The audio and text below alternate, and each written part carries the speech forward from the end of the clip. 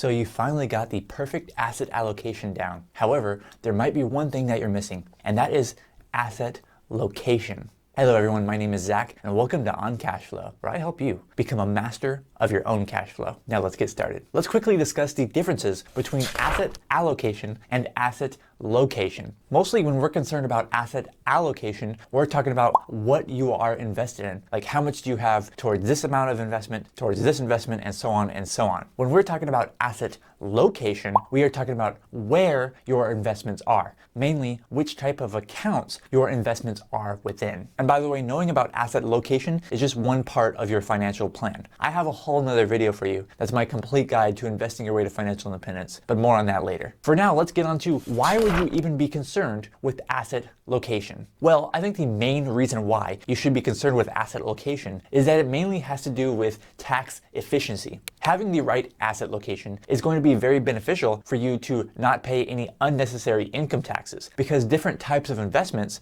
produce more or less taxable income, and you want to shelter most of that taxable income so that you don't have to pay unnecessary income taxes and reduce your overall return on your investment. Now, when we're talking about asset location, there are three primary account types that you need to be concerned with. The first one is going to be the tax-free type of account. This is what we call a Roth account, like a Roth IRA or a Roth 401k. Then there is the tax-deferred type of account. This is what we would typically call a traditional account, like a traditional IRA, or just a regular 401k is a traditional 401k. Third, we just have a taxable account, which is just a regular investment account. This just means you're going to be taxed regularly on your gains, on your income and all that. There's no kind of tax sheltering going on there. Those are the three main types of asset location that we're going to be discussing today. Now, there is one more location that you do need to be concerned about. That is the location of hitting the like button on this video. All right, it's right there at the bottom. You know where it is. And if you're appreciating this video so far, please make sure you hit that like button, give it a thumbs up. It really does help me out, and I would really appreciate that. Okay, but seriously,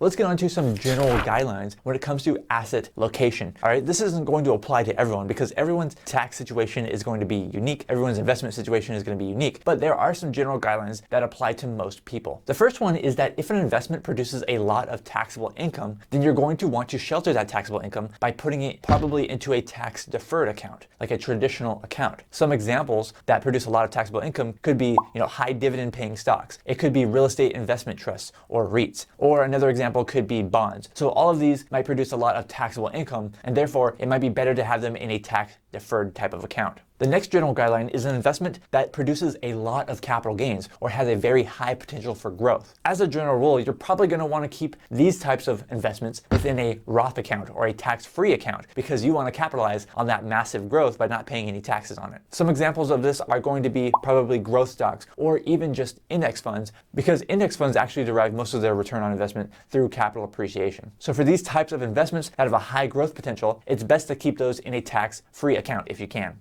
The next general guideline is for an investment that produces very little taxable income. And this is going to be very similar to the Roth account, to the tax-free account. And more specifically, this is for a taxable account or a regular brokerage account. It might be okay to keep growth stocks in a regular taxable account. It might be okay to just keep index funds in a regular taxable account, and possibly even tax-free municipal bonds, which is another unique tax situation. These types of investments do not produce very much taxable income immediately. They don't pay very much dividends. They don't pay very much interest in the form of the tax-free municipal bonds. Those interests are going to be exempt from federal income taxes. And so it might be best to keep these types of investments or any other type of investment that produces very little taxable income into a regular brokerage account. This leads me to the big question here. I want to know from you in the comments below. Have you put in any thought into asset location when it comes to your investment portfolio? What does your asset location look like? Please let me know in the comments below. I'm really curious to hear what you have to say. In order to help give a good example of asset location and how it applies to each person's unique tax situation and their unique investment situation, I actually want to share with you my asset location, where my investments are right now. So currently I have a 100% stock portfolio,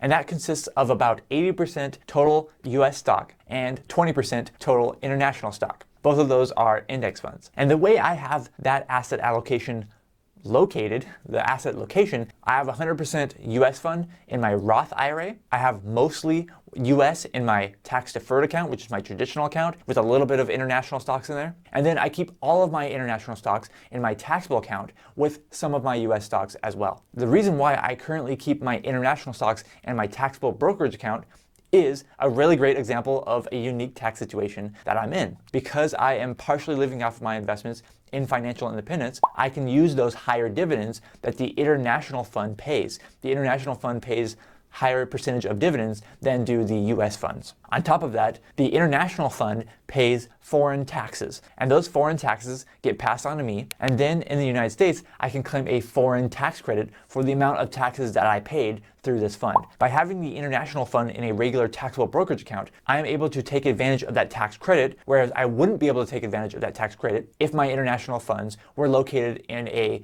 tax-deferred account or a tax-free account. And the amount of foreign tax credit that I get more than makes up for the amount of taxable income that the international fund produces in my regular brokerage account. One of the reasons why this works for me is because I am in a low tax bracket, and that foreign tax credit is worth more to me because of my low tax bracket. When it comes to your own investment portfolio, how should you prioritize asset location? Here's how I would go about it if you haven't thought about it before. First, I would focus on my contributions. You have to invest a certain amount of money each month in order to retire, in order to achieve financial independence. So focus on getting your contributions right first. Then focus on your asset allocation, what you are invested in. Then I would look at asset allocation as more of a way to optimize your portfolio to avoid unnecessary income taxes. So get your contributions right first, get your asset allocation right next, then look to asset location to get a little bit more tax efficiency. Asset location is just one small part of your overall financial plan. If you want a more in-depth guide on investing your way to financial independence, I have the perfect video for you, okay? It's gonna pop up right on the screen,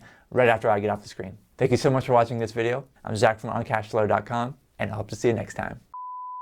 By having the US fund, 100% of my total US in me, for my situation, since less of my